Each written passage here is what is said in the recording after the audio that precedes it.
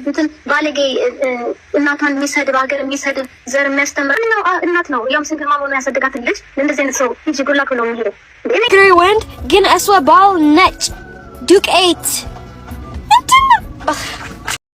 እናቴ ይቅርበኝ። ብዙ እቅዶች ነበሩኝ የልጅ ልጅ እንድታይ ግን አልሆነም። በምትደሰችበት ሰዓት ፈጣሪ ፈቀደውን አደረገ። ሁላችንም ከዛ እናመልጥም። ቀን ነው የምንጠብቀው እንጂ ፈጣሪ በቀኝ እጁ ይቀበል ይችላል። ጅብ ከሄደ ውሻ ጮኸ ይላል የሀገራችን ሰው። ከብዙ መላየት በኋላ ያች እናት ልጅን አፈቀች ብላ በግልጽ በአደባባይ ብታለቅስም ልጅቱ ግን ነገሩን በዝምታ አለፈችው። ይባስ ብላ አሁን ማን ያርሰኛል መውለድ ፈራው ብላ በአደባባይ ልክ እናት እንደሌለው ሰው ሁና ቪዲዮ ሰራች። እናትም ይህንን ቪዲዮ የሰማች ጊዜ አላስችል ሲላት ካለችበት ሀገር ወጥታ ኢትዮጵያ ነበረች አሉ። ይህኔ ድንገት ስትሮክ መቷት ሆስፒታል ገባች። በአንድ ወቅት በመረጠችው ትዳር ምክንያት ከእናቷ ጋር የተጣላች ሴት ልጅ ትዳሯን መርጣ ወደ ወደደችው ወንድ ሄደች። በዛ ምክንያትም ከእናቷ ጋር በመካከላቸው ያለው ግንኙነት ሙሉ በሙሉ ይቋረጣል። በየሚዲያው መሰዳደቡ መወራረዱ ግን ቀጥሎ ነበር። ነገር ግን ጉዳይ ቤተሰብ ገመና ሆኖ መቅረስ ሲገባው የሚዲያ ተጠቃሚዎች ሁሉ እየገቡ ሀሳብ የሚሰጡበት ጎራ ለይተው የሚነታረኩበት እጅግ አስቀያሚ የእናትና ልጅ ጭቅጭቅ ወደ ሶሻል ሚዲያ አደባባይ ወጣ። መፍትሄ ከመፈለግ ይልቅ አጀንዳ ሆኖ ተባባሰ። እናትና ልጅም በአደባባይ ተዘላለፉ፣ ተረጋገሙ፣ ፍጹም ጠላትም ሆኑ። ከብዙ መላየት በኋላ ነበር ያች እናት ልጄ ናፈቀችኝ ብላ በግልጽ በአደባባይ ብታለቅስም ልጅቱ ነገሩን ቀለል አድርጋ በዝምታ አለፈችው። እናቷ ግን አላስቻላትም። ምንም እንኳ ብሰድባትም በየሚዲያው ብታዋርዳትም ብዙ ነገር ብትላትም የእናት አንጀት ሆኖ እናቷ ግን በልጇ ቂም አልያዘችባትም ነበረ። አሁን ይባስ ብሎ አሁን በጣም እንደናፈቀቻት ከሰዎች ማውራትም አልፎ ወጥታ በአደባባይም ልጅ ናፈቀችኝ ብላ መስከራ ነበር። ይባስ ብሎ ደግሞ አሁን ልጅቱ እርጉዝ እንደመሆኗ ማን ያረሰኛል መውለድ ፈራው ብላ እሷም በአደባባይ ልክ እናት እንደሌለ ሆና ወጥታ ቪዲዮ ሰራች። ያ ቪዲዮ ከእናትም መድረስ አይቀረውምናም ደረሰ። እናትም ያንን ቪዲዮ ስትሰማና ስታይ አላስችል ሲላት ጊዜ ካለችበት ሀገር ወጥታ ኢትዮጵያ ነበረች አሉ። ይህኔ ድንገት ስትሮክ መቷት ሆስፒታል ገባች። አሁን ግን የሚሰማው መርዶ ይረብሻል። ያቺ ልጇን የናፈቀች ምስኪን እናት ከዚህ ዓለም በሞት ተለየች እየተባለ ነው። ልጅቷ እድሜ ልክ የማትፍቀው ጸጸት ታቅፋ ልትኖር ነው። የሚወራው ውሸት ያደርግላት እንዳልል ነገሩ እውነት ነው። ነገር ግን ከዚህ ታሪክ ጀርባ እኛስ ልንመረምራቸው የሚገቡ እውነታዎች አሉ። እውነቱን እንነጋገር ከተባለ ወንዶችም ሆነ ሴቶች በወጣትነት እድሜያቸው ማንንም መስማት አይፈልጉም። በተለይ በዚህ እድሜ ልክ ውስጥ ቤተሰብ ትልቁ ጥላት እንደሆነ አድርገው ያስቡታል። ከዚያም በላይ ደግሞ አፈቀርኩ ሲሉ ሙሉ ሕሊናቸው ይደፈናል። ፍቅር አይናቸውን ያውረዋል። ማስተዋልን አጥተው ማንንም አይሰሙም። ይባስ ብሎ የቤተሰብ ገመናቸውን በአደባባይ ላይ አውጥተው ሲያሰጡ ምንም አያፍሩም። ነገር ግን ይሄ ጊዜያዊ ስሜትና እንጥጥ ዝልል የሚል ወጣትነት ግልብነት መጨረሻው የት እንደሆነ አያስታውሉትም። በህይወት ውስጥ እንዳታርፍዱ የሚባለው ለዚህ ነው። ማርፈድ ጸጸትን ያወርሳል። ጸጸት ደግሞ ከባድ ግርሳት የሆነ የእድሜ ልክ ስቃይ ነው። ሌላው የሚገርመኝ ልብ የሚሰብረው ነገር ከዚሁ ሶሻል ሚዲያ መንደር የምናያቸው ሰዎች ባህሪ ነው። በእናትና ልጅ መካከል ገብተው ለእናት አግዘው ልጅን የሚሳደቡ ወይም ለልጅ አግዘው እናትን የሚሳደቡ ቆሻሾች ደጋፊዎች ነገር በእጅጉ ይገርመኛል።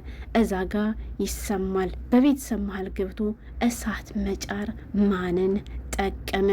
በዚህ መሀል ግን ሞት ቀጠሮ የለውምና መጥቶ እናትን ሲነጥቅ ለልጅቷ ስነ ልቦና ምን እንደሚፈጥርባት መገመት አያቅትም። ልጅቷ አሁን ምንም ላይሰማት ይችላል።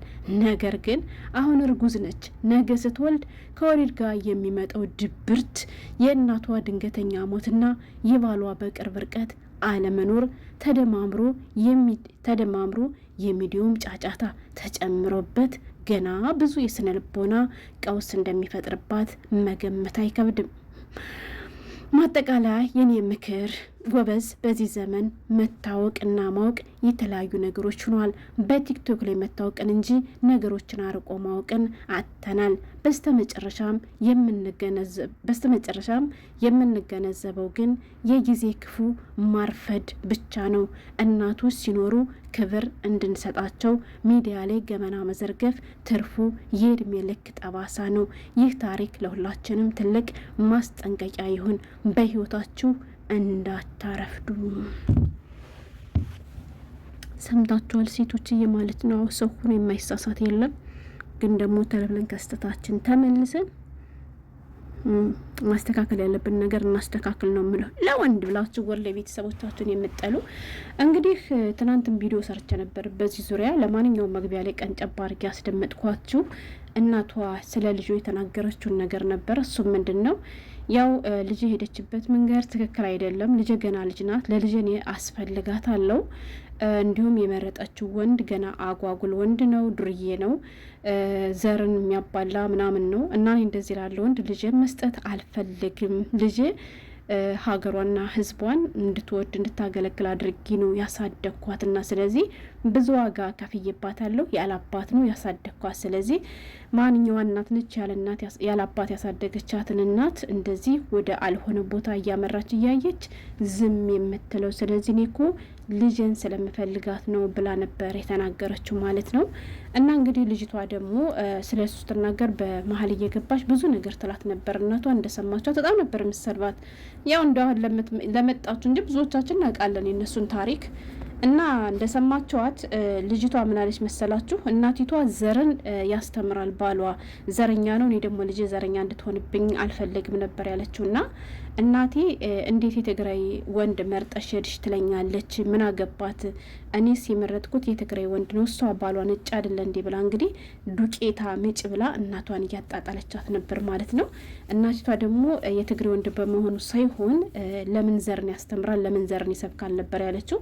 ልጁ በዚያን ሰዓት ያው እሱም ወጣት ስለሆነ ታውቃላችሁ እንደሰማችሁት ማለት ነው።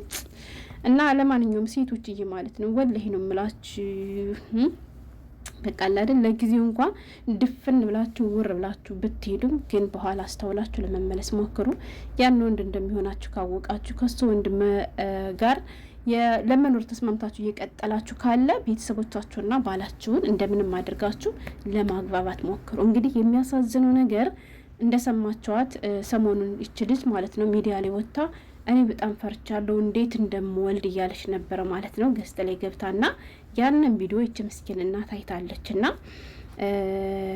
ያን ነገር ስታይ ያላስቻላትም በድንገት ተነስታ እንግዲህ ወደ ኢትዮጵያ እንደገባችና ድንገት ገብታም እንግዲህ ኢትዮጵያ እንደታመመችና ሆስፒታል በድንገት ገባች።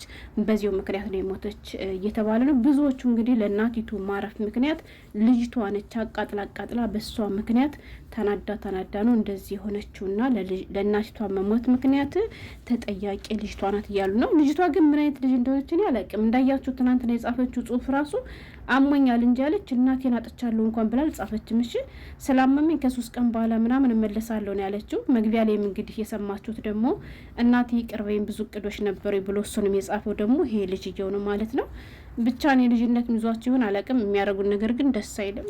ብቻ አላውቅም። አላህ ማስተዋሉን ይስጠን።